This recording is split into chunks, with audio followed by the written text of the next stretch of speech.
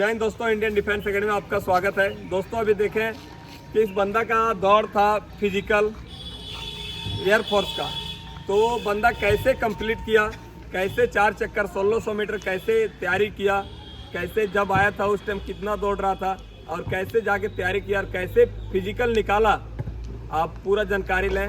देखें कैसे, बताओ यूट्यूब फैमिली को कैसे तुम तैयारी किया, कैसे फिजिकल क्वालिफाई किया। हेलो एवरीवन, मेरा नाम गोपाल यादव है। मैं कर्मा विलेज का रहने वाला हूँ। जब मैं 2023 की फर्स्ट जो 2023 की इंटेक थी नेवी की, उसमें मैंने क्लियर किया था, वो मैं दौड़ में रह गया था। फिर मैं 2023 की सेकेंड इंटेक नेवी की थी, उसमें भी मैं दौड़ में रह गया था। फिर मैं यहाँ आके CH ग्राउंड में लगातार फिजिकल की तैयारी करते रहा। फिर जब अक्टूबर में एयरफोर्स की एग्ज़ाम थी, उसमें मैंने एग्ज़ाम दी। उसके बाद मैं रेगुलर कंटिन्यू रखा रनिंग को। उसके बाद जब नवंबर को रिज़ल्ट आया तो रिज़ल्ट मेरा था ग्रुप एक्स में 36 मार्क्स। इसके बाद मैंने कंटिन्यू लगातार रनिंग करते रही। और इसके बाद जब मेरा ये फिजिकल था 15 फरवरी को, तब मुझे 10 ही फरवरी से मतलब मेरे पैर में इतना दर्द हो गया था कि अब लगता था फिजिकल नहीं हो पाएगा। मैंने 10 दिन लगातार फिजिकल के लिए मतलब कि ग्राउंड छोड़ दी। बोला कि जब तक रेस्ट करूँगा तब तक पैर ठीक हो जाएगा। उसके बाद वहाँ जब गया, ये मेरा था 4AC बैरकपुर वेस्ट बंगाल में। उसके बाद जब मैं वहाँ गया तो इंटर हुआ।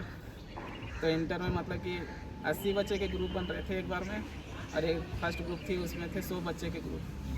तो पहला बच्चा गया, पहला ग्रुप गया तो उसमें दौड़ने, तो उसमें मतलब 20 बच्चे बाहर हो गए। 20 बच्चे छट गए 100 में, हाँ 80 बच्चे निकाले। तो उसमें फिर मुझे और डर लगने लगा कि मेरा पैर इस तरह हो गया है, अब कैसे रनिंग होगी। तो उसके बाद फिर जब 5:30 में हम लोग को ले जाएगा ग्रुप में, तो बताया गया कि ग्राउंड का शेप है U शेप है, आपको जाना है सीधे, इधर टर्न करना है उधर से, फिर उधर से आना 100 मीटर की रेस से इधर कंप्लीट करनी है। आगे आपका कैमरा वाला गाड़ी रहेगा, पीछे एम्बुलेंस रहेगी। आपको कोई भी तकलीफ होगा तो आप रुक जाइएगा, और अगर कोई किसी को धक्का देगा तो वहाँ डिस्क्वालीफाई हो जाएगा, मतलब रूल बता रहे थे। अच्छा, उसके बाद जब रनिंग स्टार्ट हुई तो मैं तो लगता था कि मुझसे नहीं हो पाएगी। मतलब 18 बच्चे थे मेरे पीछे, उसके पीछे में था, सब आगे निकल गए थे। अच्छा। उसके बाद मैं जब लगातार फिर दौड़ते रहा तो देखता हूँ कि सब आगे हफ गए हैं। मतलब कि स्टार्टिंग में जो स्टार्ट किया उसके बाद क्या किया कि सब पूरा एफर्ट लगा दिया, तुम पीछे हो गया। उसके बाद जब आगे गया, थोड़ा दूर रनिंग करते करते जब तुम पहुंचा उस सब का करीब गया, उसके बाद क्या हुआ, उस सब का क्या हाल हुआ? वो सब फिर पीछे रह गए।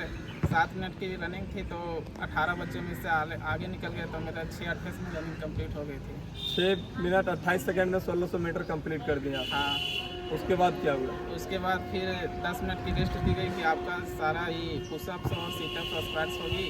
हाँ, आप लोग जो भी करना हो कर लीजिए, तैयारी कर लीजिए, है ना। हाँ। उसके बाद जो जैसे सिटअप होगा या फिर आपका स्क्वाट होगा, है ना। हाँ, फिर आगे जो इंस्ट्रक्टर थे बताते थे कि इस तरह करना है, अगर कोई भी पीछे पाँव उठाया फिर या शरीर डुलाया तो डिस्क्वालीफाई हो जाएगा। अच्छा, ठीक है। ये करके बताते थे। उसके बाद स्टार्ट होती थी, उस सब में मतलब कि 4 सेकेंड होल्ड कराया जाता था। 4 सेकंड डाउन तब डाउन। हाँ। अच्छा।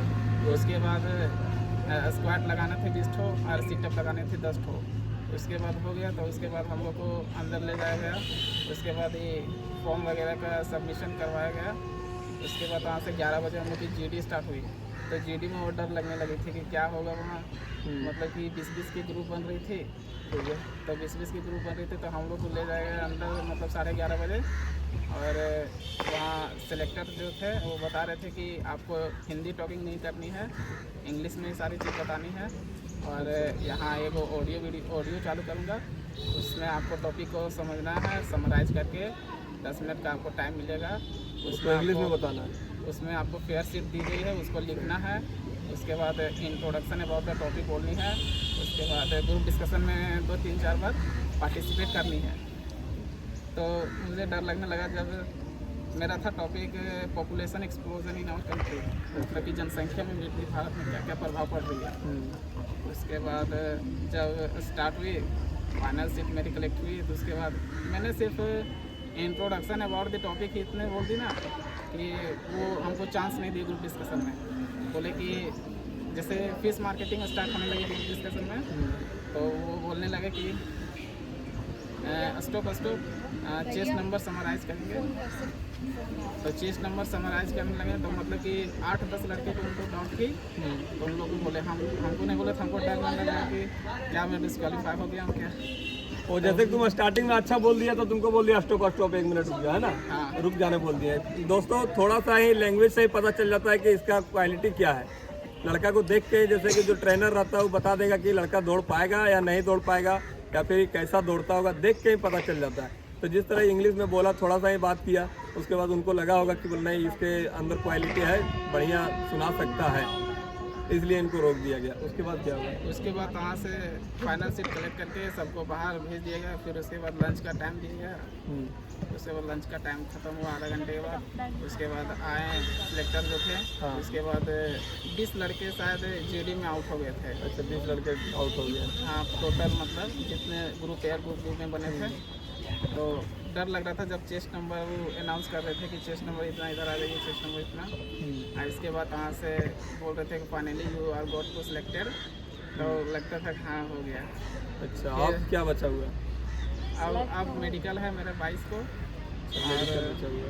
सब चीज़ हाँ अब सब देखते हैं मेडिकल के। थैंक यू दोस्तों, मैं इस वक्त यही प्रार्थना करना चाहता हूँ कि बंदा मेडिकल में भी फिट हो जाए। कड़ी मेहनत किया, दोनों बार फिजिकल में छट गया। उसके बाद इंडियन डिफेंस एकेडमी आया, कड़ी मेहनत करवाया गया। उसके बाद बंदा ने फिजिकल में सेलेक्ट हो पाया और बहुत कड़ी मेहनत किया है। तो मैं ईश्वर से यही प्रार्थना करना चाहता हूँ कि इसका मेडिकल फिट हो जाए। जय हिंद, वंदे मातरम, भारत माता की जय।